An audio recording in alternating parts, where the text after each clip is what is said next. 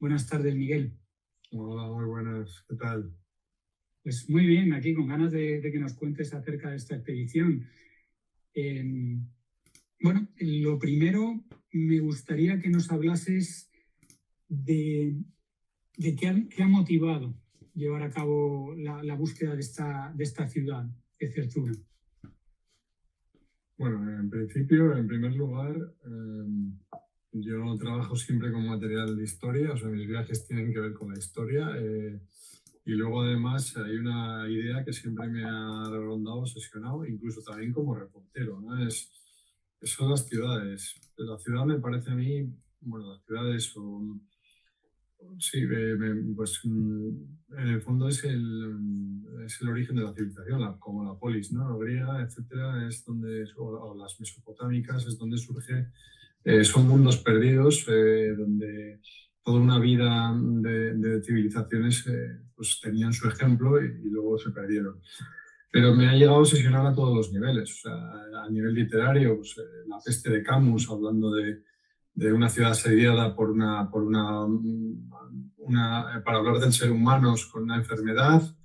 A nivel de reportero, esas ciudades en las que he estado asediadas como de Bakhmut ahora en Ucrania, esas ciudades que han sido asediadas en la guerra, esa gente aterrizada, amenazada, ese mundo amenazado por el horror. Luego también pues, las ciudades pues, está la guerra de Irak en la ciudad de Mosul, cuando era del Estado Islámico, el corazón del horror del Estado Islámico, una ciudad un poco diferente. Que Zerzura es una de las grandes leyendas africanas, una de las grandes leyendas saharianas y equivale un poco a la Atlántida del Sáhara. Entonces estamos hablando de algo mucho más etéreo, más difícil de probar que sea realidad. Hubo muchos historiadores que lo daban por realidad, otros creen que está basado en una realidad, que es entre los que yo me encuentro, porque yo casi todos los mitos que he estudiado tenían una base real, por no decir prácticamente todos, y luego está quien lo crea a pies juntillas, ¿no? El mito y cree que es una ciudad blanca, escondida y que todavía está enterrada o lo que sea, o cubierta de dunas y por eso no ha podido ser descubierta.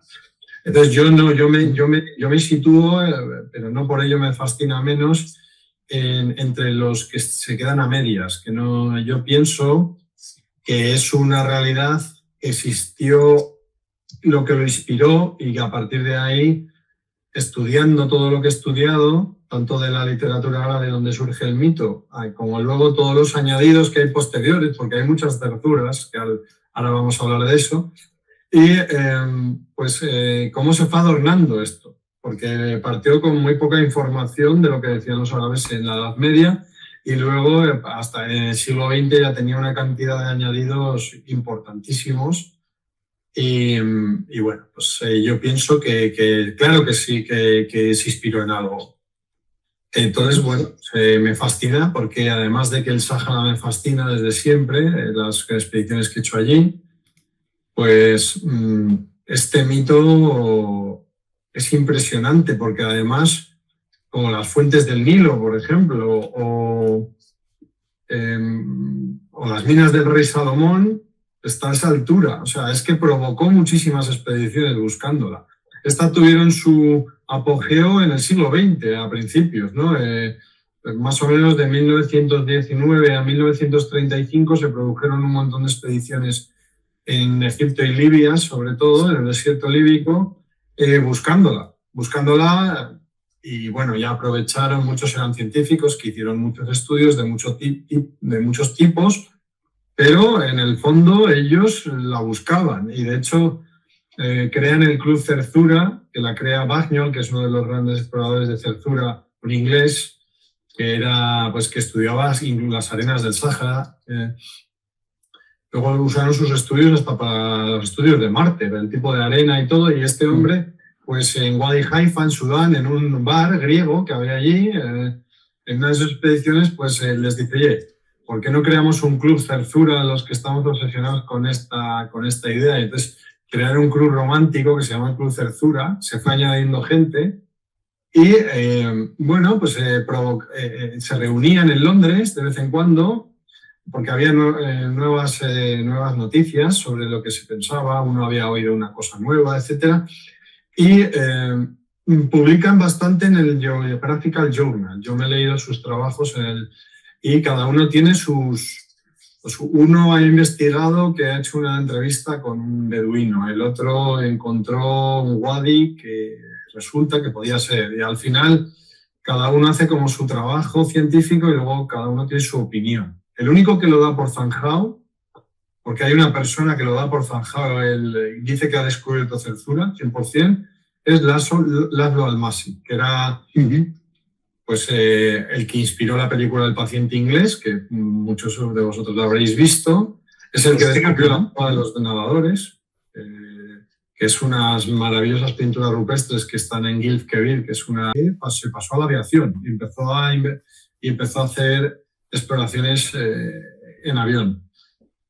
Y Almasi, bueno, pues él estaba convencido que en esta meseta al suroeste de Egipto, que se llama Gilf Kebir, pues que ahí estaba Zerzura, por las pistas que él había recabado, y entonces él explora este lugar, otros también, pero no solo él, pero él es uno de ellos, y descubre 3 grandes valles o wadis, que ya los conocían los beduinos árabes, que habían llegado allí, y un beduino se lo muestra, y entonces él encuentra un manantial que aparece y desaparece, estacional, que a veces estaba seco y a veces tenía agua, y entonces él dice, bueno, pues este wadi es Zerzura porque ya sabemos que aparecía y desaparecía este oasis y por eso era difícil de encontrar. Y ya está, y lo da por zanjado. Y bueno, pues a mí no me vale, ¿no? Yo lo veo como un poco cogido con pinzas. Es muy interesante, se exploró muchísimo territorio de desierto gracias a esta leyenda y otros como Bagnol es el polo opuesto, que es su gran rival. Además, cuando empieza la Segunda Guerra Mundial, toda esta zona se convierte en teatro de operaciones con Rommel, Montgomery, etc. Y Bagnol crea un grupo de exploradores militares de larga distancia en coche por el desierto, que era del SAS británico. Y Almasi crea otro grupo parecido alemán, o sea, se vuelven también rivales en la guerra y ahí desaparecen ya las exploraciones, ya se dedican a la guerra. Entonces la guerra para estas exploraciones. ¿Y qué se produce? Pues se produce que en la zona de Chad no exploran tanto o prácticamente nada. Este es el grupo militar de Bagnol, ¿no? Pues no exploran en la zona de Chad por una sencilla razón, y nunca exploran territorio Tubu, porque era territorio francés, pero Francia había caído. Entonces, sí que había militares franceses de la resistencia, bueno, que era la Legión, que todavía se mantenían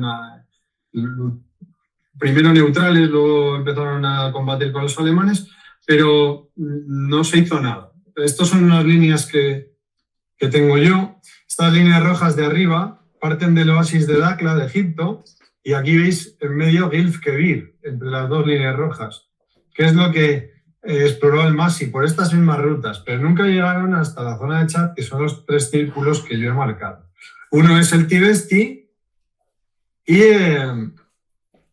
otro es los lagos Unianga, en medio, que es donde vamos a ir ahora, y el último círculo es Erdimá, este territorio tan remoto que es el que vamos a explorar, que digamos es el punto más de exploración pura que vamos a hacer en esta ruta, y una línea roja que sale de ellos hacia el oasis de Merga, que veis aquí, y que esa era la ruta de las caravanas que iban de Egipto hasta el Fashir y Darfur, que la llamaban la ruta de los 40 días, y que de ahí parten parte de las leyendas sobre Unianga, o sea, sobre Zerzura, porque decían que estaba al oeste, que estaba muy perdido en el desierto y luego en el siglo XIX que los Zerzuris o los Suris les atacaban a las caravanas saliendo literalmente de desiertos sin agua, de zonas que ellos no se podían imaginar que vinieran a pues atacarles, y atacaban estos lugares, tanto Dakla como la zona de Merga y toda la zona del Darb el Arbain, que es esta línea que tenéis a la derecha discontinua, que es la ruta de los desiertos. Entonces ahora me toca hablar un poco de Zerzura, la Zerzura medieval original, y cómo cambia el mito por árabes y europeos en el siglo XIX y XX, ¿no? Porque es que lo cambian, o lo añaden, o lo adornan con sus propias mitologías. Entonces, Zerzura es un mito árabe tardío medieval, concretamente es egipcio.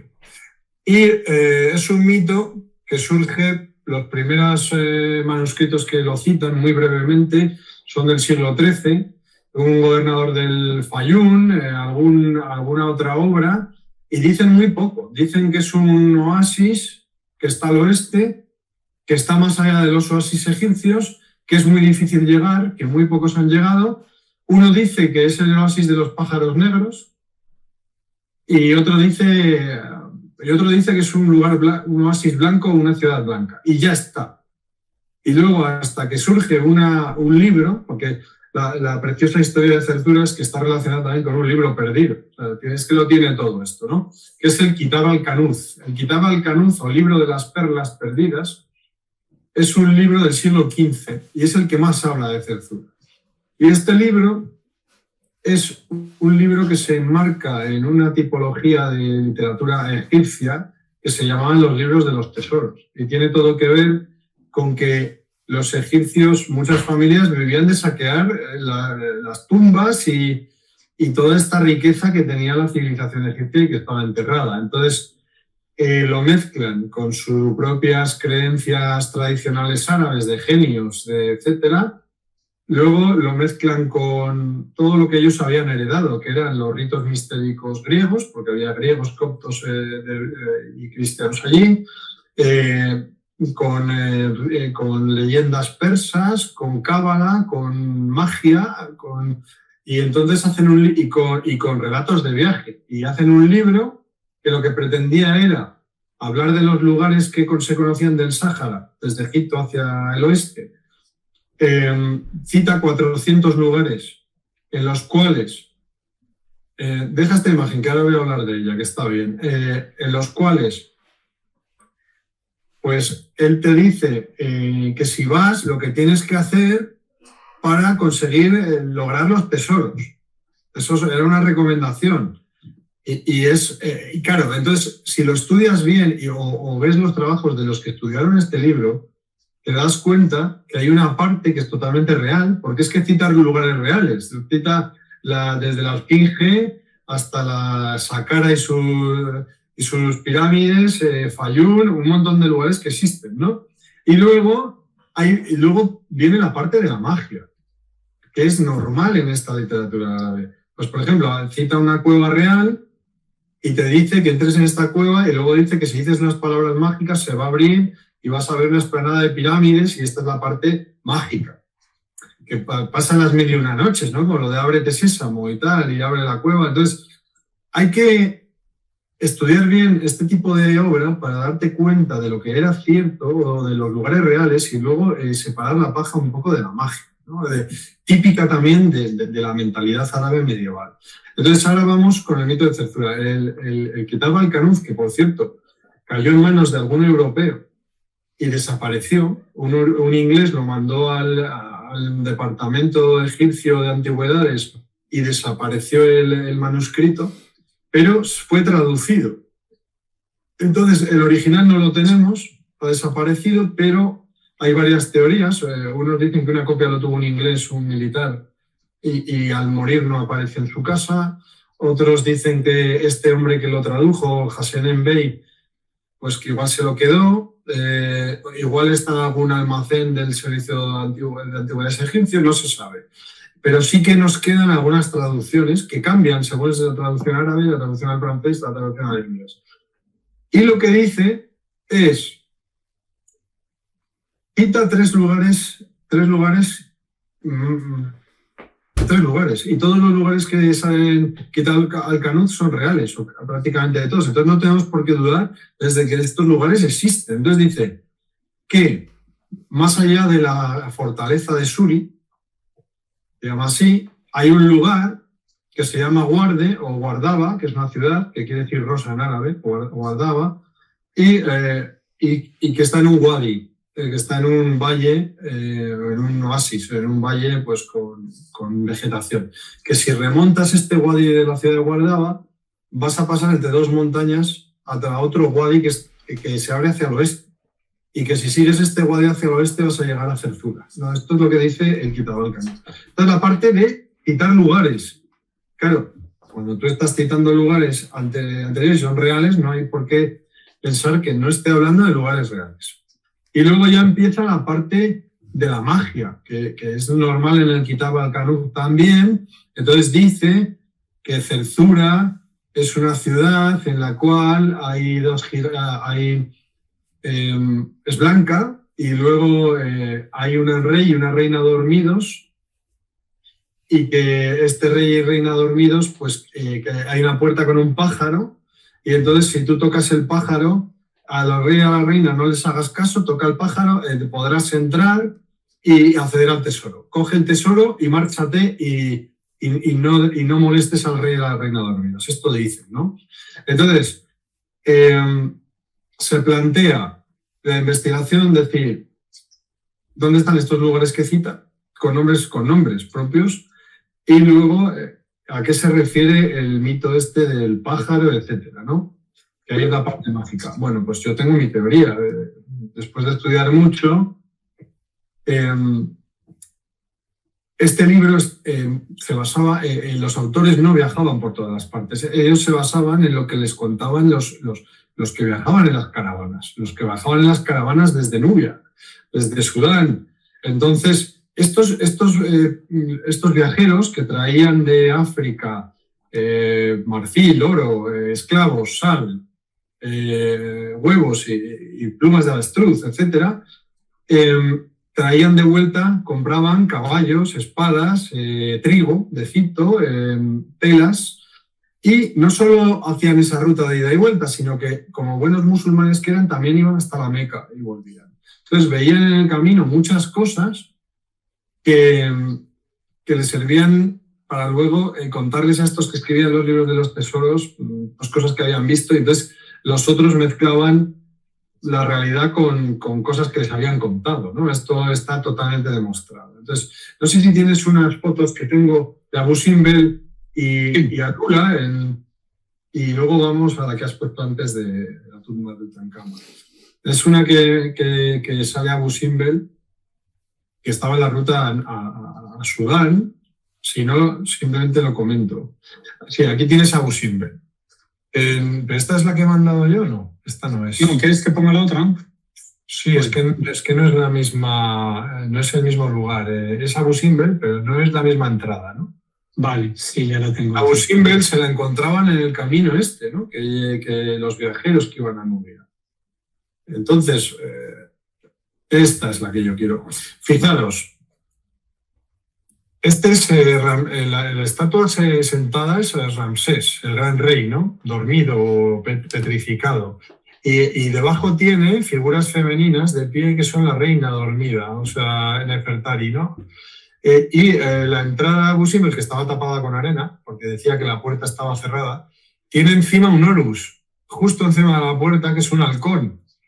Y entonces estos viajeros veían este tipo de cosas y decían, la entrada está tapada, pero si tocas el pájaro y no molestas a la rey y a la reina dormidos, podrás acceder y entrar a los tesoros, ¿no? Este era uno de los lugares que inspiraba estas historias.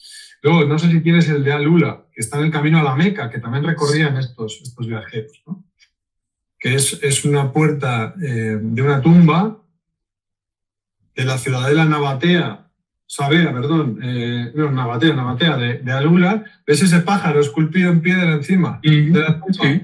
Pues esto también lo veían y está en la ruta que recorrían los mismos viajeros, los mismos. Lo que pasa es que cuando ya iban a la Meca y volvían, pero eran todos hacían esta ruta.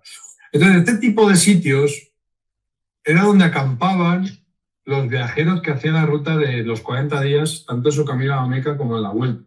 Y este tipo de sitios les inspiraban para luego contarles a estos buscadores, a estos que hacían estas fábulas o estos lugares, pues esos pájaros de piedra, las puertas y este rey y esta reina petrificados, ¿no? Y luego esta foto que me has puesto antes de la tumba de Tutankamón, esto también podría inspirar los gigantes negros, guardianes de la puerta, porque hay que ver que estos clanes de árabes, pues que vivían de saquear tumbas, no, una en blanco y negro que has puesto antes. Sí, pasa que me estaban en las tumbas y se encontraban. Las tumbas egipcias muchas veces tenían a los lados pues estas dos estatuas. Decía que en la puerta había dos gigantes negros guardianes, ¿no? Pues estos son las estatuas K, que eran negras siempre, pero no quiere decir que fueran negros. Estos son representaciones de Tutankamón en dorado y negro. El dorado es el color de la divinidad, pero sí inspiraban esos guardianes negros que podían matarte si entrabas o maldecirte si entrabas en la tumba a saquear, ¿no? Entonces, todas estas historias de estos saqueadores, estos viajeros del desierto, inspiraron estos libros de los saqueadores de tesoros, como el Kitab al-Kanun. Esta es la parte mágica, añadida. Pero, ¿cuál es la parte real? Para mí, la parte que es claramente creíble, es la más antigua. Es cuando hablan de un lugar más allá del oasis del oeste, que para ellos son Dakla, Farafra, ya más allá, en zona desconocida para los árabes. Los árabes solo llegaron a la zona de Unián Ganchaz en el siglo XIX. Hay un fuerte Senusi, que era una secta árabe que venía de Bengasi, sufí, que construyen, que si vamos a Unianga lo veremos, que construyen ahí un fuerte en 1871. Es que antes no iban allí, solo lo conocían de oídas.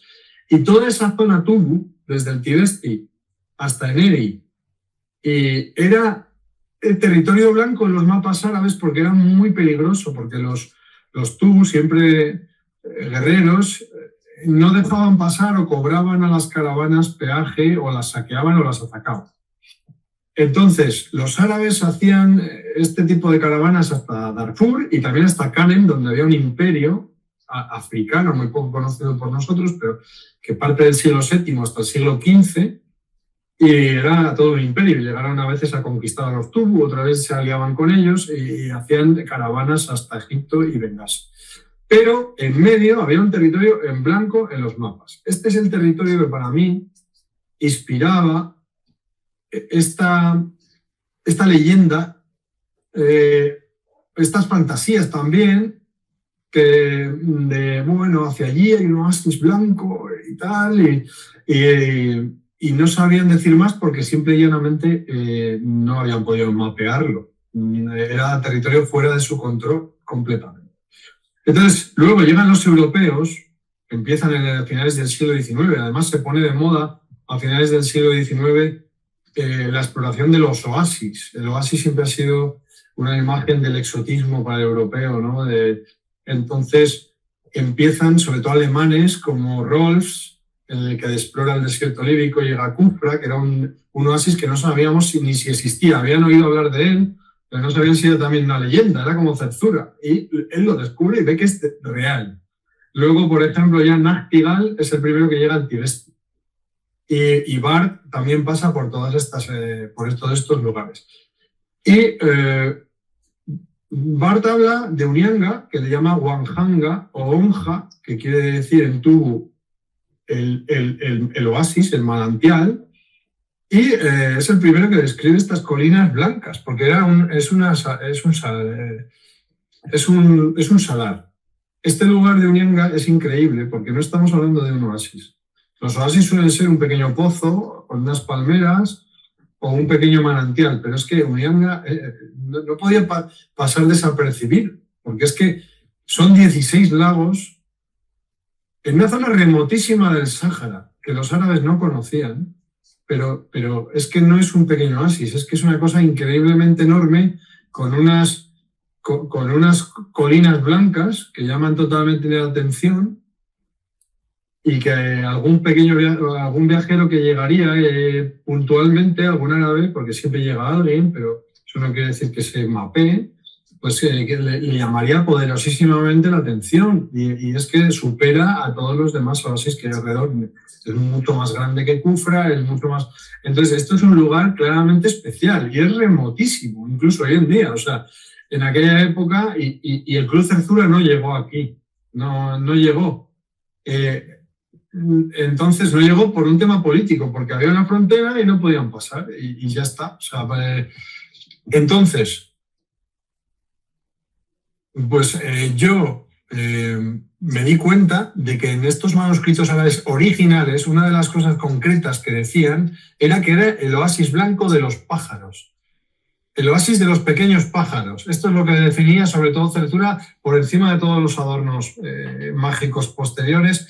Y la cosa que define absolutamente a Unianga es que, como son una serie de lagos salados y otros dulces o menos salados, los pequeños pájaros que migran, paran aquí, porque es que luego son cientos de kilómetros de desierto y no hay nada más, y se desparasitan en los salados y luego se bañan en los dulces para quitarse la sal. Y debe ser algo que llama muchísimo la atención, esto de las pequeñas aves en este lugar. Este lugar está empezando a ser excavado ahora.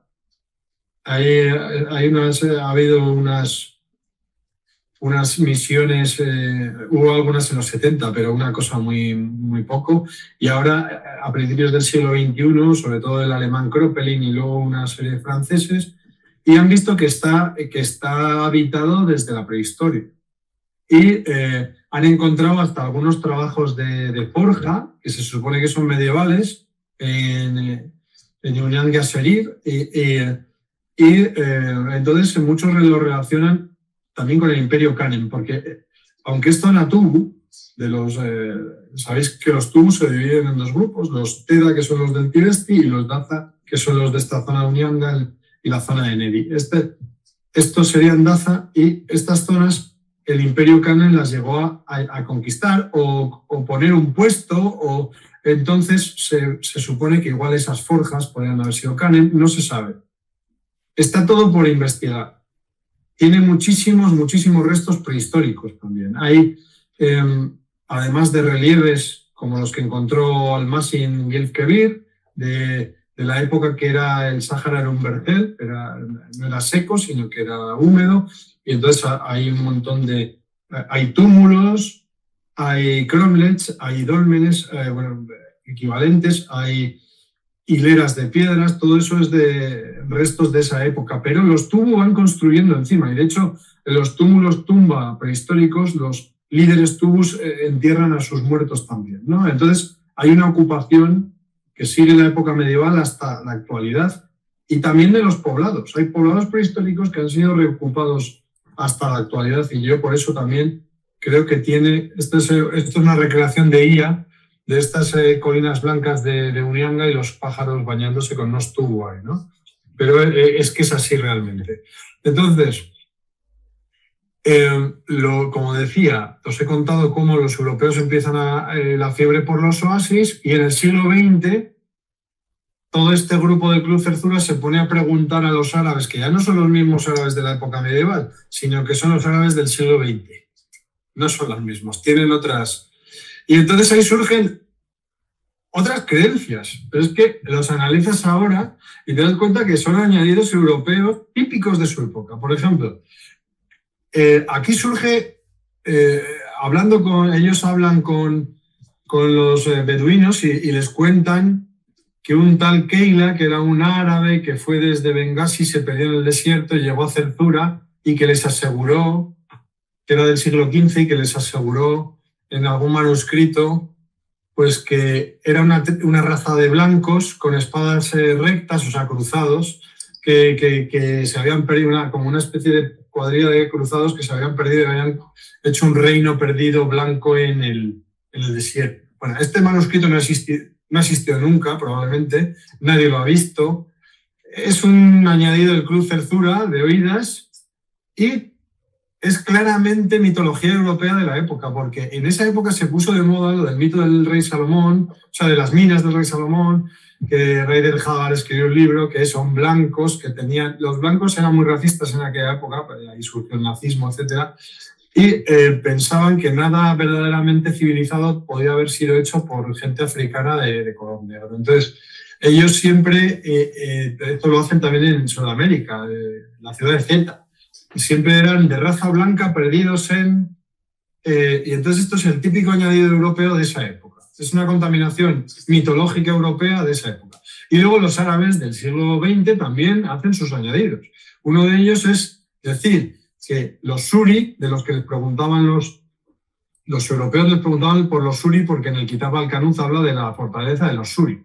Entonces, ellos dicen, sí, los suri son los negros del desierto que nos atacan, que salen de los desiertos sin agua y nos atacan, ¿no? Y hubo un mameluco que en el siglo XV, esta es otra de las leyendas que se añade en esta época, que un mameluco se perdió para luchar contra los suri, los terzuri, que llegó a Zerzura, el oasis blanco, y que envenenó los pozos por el camino porque no pudo vencerles, entonces envenenó los pozos y nunca regresó. Bueno, estos son todo añadidos posteriores que se van añadiendo a este mito, pero sí que tienen base real. Y volvemos todo el rato al área sin mapear, al área desconocida para los árabes, que es la zona, el área Tubu, porque los árabes conocían perfectamente Nubia, conocían perfectamente Fasher, el Sudán, conocían el Imperio Kanem, que lo citan desde el siglo X-XI, o sea, y los conocen, no saben quiénes son, dónde están, conocían el Fesán, pero no conocían la zona Tubu. Esta es la zona desconocida para ellos. Entonces, volviendo un poco al Kitab al-Kanuz, vamos a volver a los lugares que cita, con nombre, y dice... La ciudad más allá de la fortaleza de los suri está la ciudad de Guardaba o Guarde. Y desde esa ciudad, pasando por 2 montañas, llegas al valle de Zerzura. Dice eso, ¿no? Bueno, pues Nachtigal, que es el primero que llega a Tibesti, primero europeo en llegar a Tibesti a finales del siglo XIX, cita los 2 grandes núcleos que vienen desde la época medieval de los Tubu en el Tibesti. Y uno es Bardai, que existe hoy en día y sigue siendo una de las ciudades principales de los Tubu en el Tibesti. Tengo un mapa de Tibesti, creo, con círculos. No sé si lo ves por ahí. Esto es. Bien, pues aquí al norte está Bardai, ese círculo de ahí, y que nos suena Bardai, Bardaba, ¿no? Un poquito. Bardai, si cruzas entre 2 montañas, llegas a Zowar, que es el lugar más fortificado y escondido de los Tubu, es Zowar. Y estos dos, en la Edad Media, estas 2 ciudades eran las 2 ciudades principales de los Tubu, y todavía lo son. Zowar incluso está tan escondida y está tan fortificada entre montañas que ha resistido, incluso fue uno de los sitios que más les costó conquistar en la guerra de los libios contra los chadianos, ¿no? Ahí hubo una batalla y aquí resistieron un montón los Tubu, porque era el lugar en donde se fortificaban. Entonces, estos 2 lugares, Zowar y Bardai, podrían coincidir con Guarda y Zerzura. Pero, al mismo tiempo, el oasis blanco es claramente Unianga. Yo estoy convencido de que Unianga es el lugar que más ha provocado esa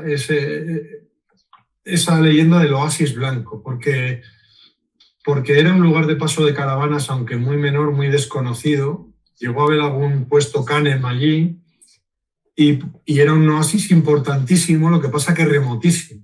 Entonces, enorme. O sea, y una de las cosas que dicen claramente las fuentes medievales es la enormidad de este oasis, que decía que tenía muchísima vegetación, que era de los pequeños pájaros, que era blanco y que estaba muy lejos, más allá de los oasis y hacia el oeste, ¿no?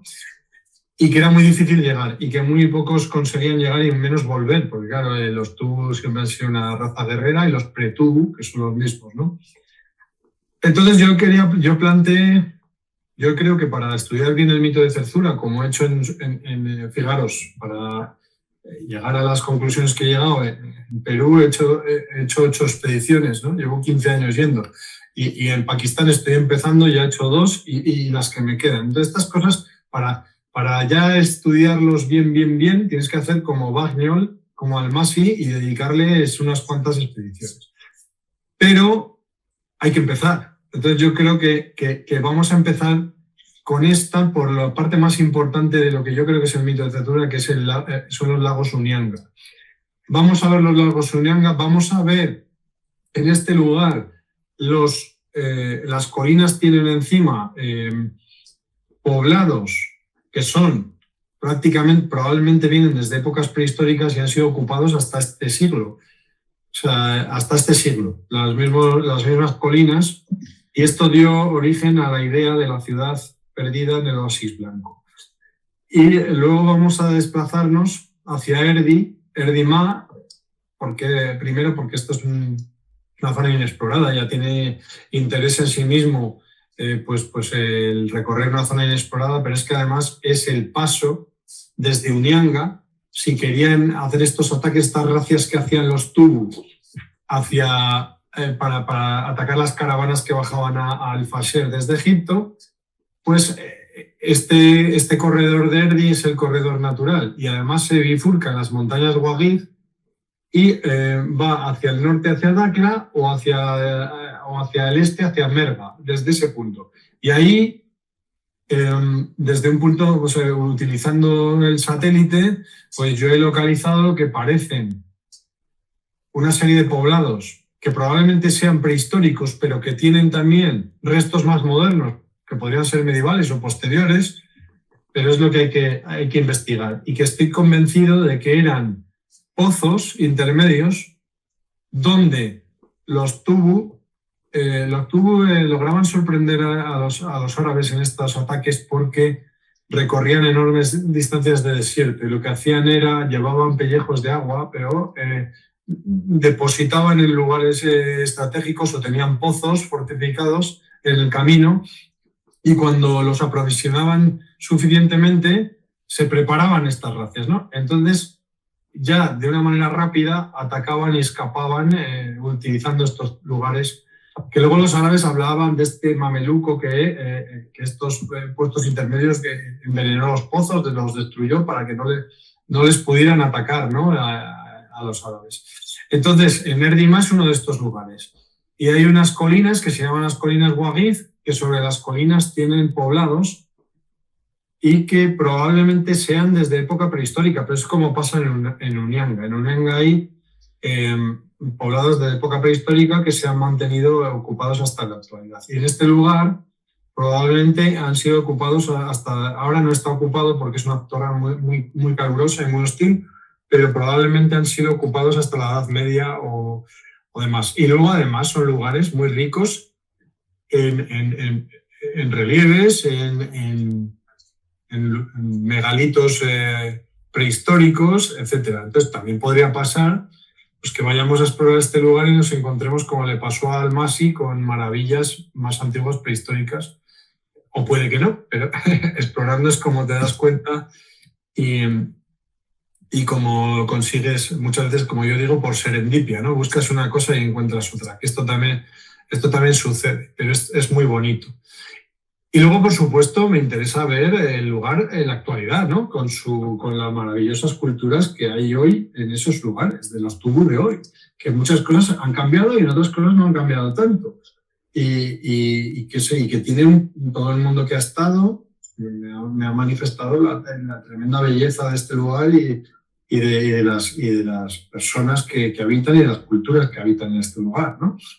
Entonces esto también tiene un gran atractivo. O sea, yo planteo este viaje como un viaje que lo vamos a gozar también respecto a lo que nos vamos a encontrar hoy en día y proyectamos un poco la cultura del pasado y la cultura y estas leyendas, ¿no? Como los que iban a las minas del rey Salomón, que está inspirado en el Gran Zimbabue, uno de los sitios, que hoy la gente va y se acuerda de esta leyenda del rey Salomón, pero ve las ruinas reales. Pues un poco, esta es el objetivo, porque como os he dicho, estamos hablando de una leyenda. No vamos a poder encontrar un sitio y decir, certificado, esto es Cerzura. No, esto no va a ocurrir porque yo soy, además, y lo digo de antemano, defensor de que Cerzura es un mito, pero que parte de la realidad.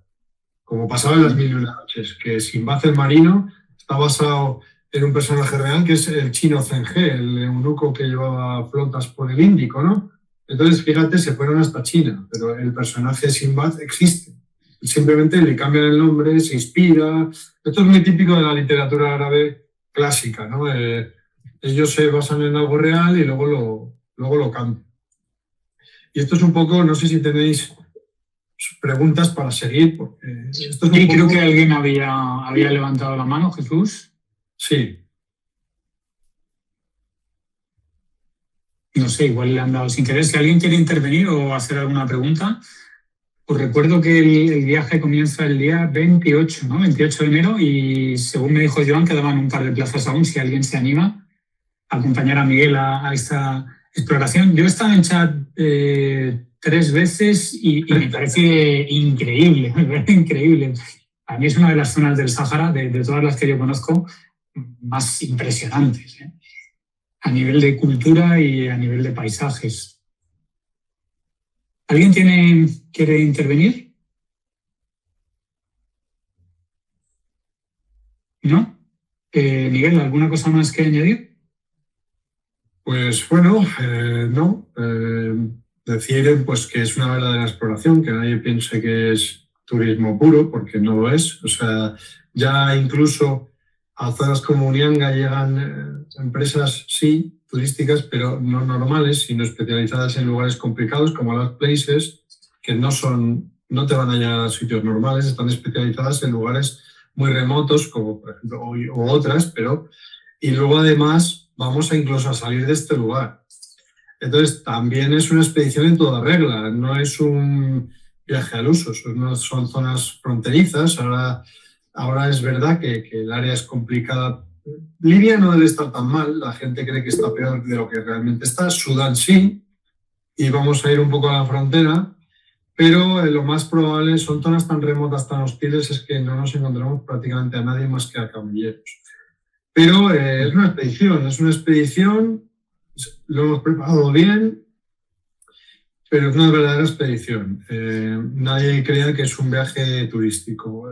Entonces, yo creo que para lo bueno, ¿no? Eso no quiere decir que no vayamos a gozar de lo turístico, porque vamos a cruzar también otros lugares. También vamos a intentar ir al Geltarchey, vamos a intentar ver Guada, que es las ruinas de la antigua capital Guadai, que es el imperio que sucedió al de Khan en Bornu. Vamos a intentar ver otros lugares y vamos a intentar parar y gozar, ¿no? Pero por el camino, pues yo creo que otra cosa maravillosa es la convivencia. O sea, vamos a estar hablando entre nosotros, porque estos mitos de las leyendas saharianas se gestaban por eso, eran conversaciones en la hoguera del Sáhara, que es un lugar maravilloso y como para mí el cielo estrellado mejor que he visto en mi vida, las noches más bonitas que existen. Tú estás en un campamento, ahí intercambias estas leyendas. Entonces, para mí también, más que la investigación, también es sentir nosotros lo que sentían estos caravaneros del siglo XIX cuando no había luz eléctrica. Que la luz eléctrica dicen que mató las leyendas, ¿no? Mató los fantasmas, mató los genios, porque es la noche y la luz de las hogueras lo que te hace creer en las leyendas. Entonces, vamos a sentirnos un poco hablando entre nosotros y de estos exploradores, de estas leyendas, de esta ciudad perdida, y intercambiaremos opiniones. Unos opinarán de una manera, otros de otra, otros quedarán convencidos con esto, otros no, como les pasó a los del Club Cerzura. Vamos a ser una especie de nuevo Club Cerzura. Creo que hay un grupo inglés que se llama el nuevo Club Cerzura, tenemos competidores, pero por ejemplo hay gente americana del Explorer Club que me ha manifestado un interés increíble en esta expedición que vamos a hacer. Me han dicho que le mantengamos informado porque se dan cuenta de que vamos a explorar de verdad, ¿sabes? Entonces yo creo que aquí surge algo. Seguro que podemos hacer más viajes porque habrá que ir a Tibesti en algún momento dado, habrá que ir a Egipto. Se me ha olvidado decir, por ejemplo, otra cosa muy curiosa. Había una época en que siempre pensaban que estaba Zerzura en algún lugar de Libia, cerca de la frontera de Egipto, ¿no? También esa es otra de las teorías. ¿Tienes una foto, Aníbal, que sale Abu Balas, que es la colina de los jarrones? Sí. Este lugar se lo encuentran los del Club Zerzura buscando Zerzura, ¿no? Y de repente se encuentran este lugar. ¿Y qué es Abu Balas? Es una colina que está llena de jarrones, de agua, ¿no? Este es más antiguo que la época medieval, es de cuando Egipto pues tenía caravanas que iban a comerciar a otras zonas del Sáhara y había puestos intermedios que había pues lugares de agua, como los que os he dicho que tenían los Tubu, ¿no? Que tenían lugares para aprovisionarse de agua y poder recorrer zonas de desierto más hostil. Entonces encuentran esta zona de Abu Balas y creen que esto tiene que ver con la leyenda, ¿no? Es una colina en mitad de la nada. Entonces pensaron que Zerzura podía estar dentro de Libia. Y hay un mapa italiano, que ya sabéis que Libia fue una colonia italiana. Entonces los italianos, que eran muy cucos, le confiesan al Masi que ellos han explorado toda la zona y que no han encontrado nada.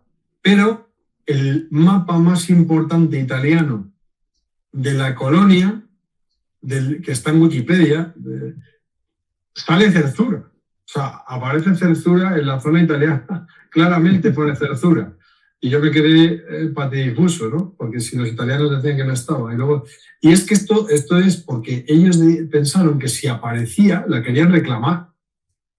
Era la época en que estaban los ingleses buscándola y tal, y entonces dicen, no, como aparezca va a quedar claro que... Y entonces la pusieron en el mapa, pero realmente no estaba ahí, ¿no? Y luego hay otro mapa de los años 40 que cita un lugar que se llama Bir Zakar. Bir es pozo de Zakar, y que está en esta misma zona. Yo creo que como mucho sería un puesto... En la Segunda Guerra Mundial crearon muchos pozos para poder pasar a los ejércitos por allí, y yo creo que era uno de estos pozos creados en este momento. Pero todo esto es historia para investigar. Tenemos los medios Sáhara. Pero yo voy a empezar por el lugar más poderoso, para mí el candidato más poderoso para ser Zerzura, y su ruta hacia Egipto y Sudán en las montañas Wadi. En esa ruta que podían hacer estos habitantes para realizar sus razias, y estos puntos intermedios en el desierto de Erdimá, donde seguro que hay ruinas, pero posiblemente sean prehistóricas, reutilizadas hasta la Edad Media. Y esto es lo que me interesa a mí, porque esto es lo que demostraría de alguna manera que puede ser cierta la leyenda, ¿no? Y además organizaríamos una exploración de verdad, en un lugar donde ha ido muy poca gente, incluso con los medios que tenemos hoy en día, ¿no? Y entonces, bueno, pues es muy atractivo. Sí, yo creo que queda claro que es un viaje de exploración, porque si uno mira el programa, 3 días, ¿no? En la zona de Erdimá, que el programa se especifica 3 días de trabajos de investigación. O sea, que no es un viaje turístico al uso, como bien dices. No, y además hay que pensar que incluso cuando la gente hace un viaje por lugares un poco más accesibles en Chad, incluso en esos vas a comerte en distancias enormes. Estamos hablando, el Sáhara siempre es viajes en coche largos, es inevitable si quieres. Además son carreteras complicadas, muy duras, muchas veces de piedras, otras veces de arena. Y entonces es un viaje duro. O sea, eso no quiere decir que no vayas a ver cosas maravillosas, que vayas a parar, vayas a ver cosas, pero te vas a comer horas en el coche. Y hay que ir con el chip de explorador, no con el chip de, oye, no, hay que ir con el chip un poco sufrido, porque yo he hecho expediciones, no aquí, pero en la zona de Mauritania, en el desierto de Tiris, en el Sáhara Occidental, pero en el Sáhara perdido, más allá del muro marroquí. Y he llegado a hacer viajes de 12 horas. Aquí no van a ser tan largos, espero, pero la inmensidad del Sáhara es así. A veces hay Aramatán, que son vientos con polvo, que pueden luego hay una diferencia muy grande de temperatura de día y noche, que te balda, te deja el cuerpo. No es que haga tanto frío a la noche, es que igual de día hace 50 grados y de noche hace 15, o 5 o 10. Entonces, claro, unas bajadas tan grandes, luego te entra unas de destemple bestial, ¿no? Te tienes que abrigar. Luego, pues hay que tener cuidado, hay que tener cuidado, pues y de noche sale la fauna. Y yo he estado acampando de noche en el desierto y ves víboras, y hay escorpiones, hay que tener ciertas precauciones. Bueno, pues incomodidades, hay que tener cuidado con lo que se come, ¿no? y con lo que se bebe, porque todos sabemos que puedes tener una gastroenteritis en mitad de la nada en un lugar que hasta el agua hay que racionarla, es complicado. Y luego pues veremos también a la gente local. Los tubus siempre han sido una cultura de siempre, celosa de sí misma, de su privacidad. Entonces, lo digo pues para los amantes de la fotografía. Hay que tener cuidado, hay que ser muy respetuosos, hay que hablar primero con los guías, porque puede afectar a toda la expedición, ¿no? Insultar a alguien que estás en su casa, si te está diciendo que no le saques y te empeñas en sacarle, hay que tener un poco de cuidado, porque los tubos son especialmente duros con esto. Hay otras culturas más fáciles. No sé, son pequeñas recomendaciones. Yo pienso simplemente darlas, que va a haber cosas, pero que la mayor parte del tiempo vamos a estar gozándola, lo tengo claro. De hecho, yo estoy deseando ir, ya me ha entrado el chip del viaje, hasta ahora estaba resolviendo otras cosas y lo que tenía ahí, pero ahora ya estoy con el viaje entusiasmado, volviendo a releerme todo lo de Cerzura que ya había estudiado antes. Quiero hacer un pequeño dossier con toda esta etapa que os he pegado, no muy largo, porque tampoco quiero que hacer unos 10 folios para que veáis una serie de cositas. Hasta ahora no he tenido tiempo porque he estado enfermo, se me ha pasado. Luego también estoy estudiando ahora mismo un máster, trabajando, etcétera. Pero bueno, para enero, en enero tendré más tiempo y antes del viaje os pasaré un pequeño dossier para que también gocéis y veáis un poquito estas cosas. Meteré mis imágenes satelitales también para que podáis ver el objetivo al que vamos y os entre un poco el gusanillo, ¿no? De tenemos que llegar allí como sea, ¿no? A este sitio y tal.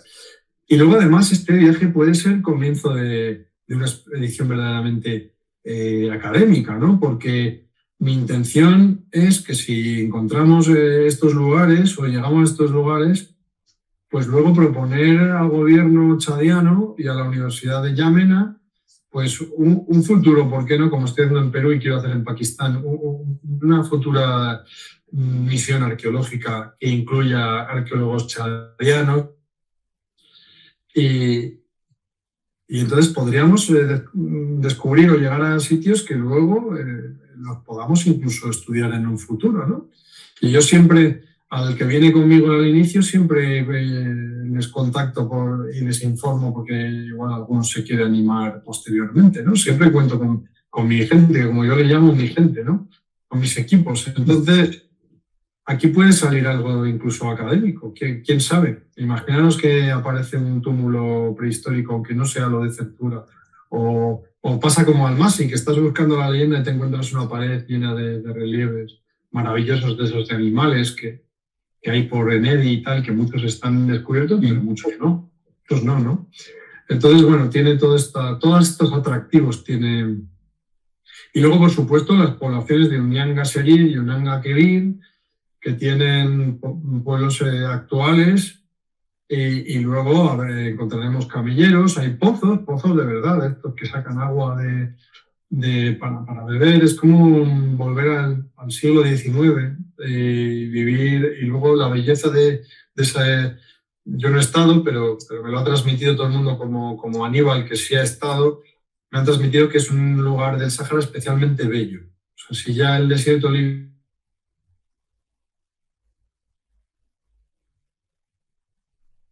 ¿Hemos perdido, Miguel? De Nedi, debe ser espectacular. Y yo tengo muchas ganas de ver ese paisaje, desde luego.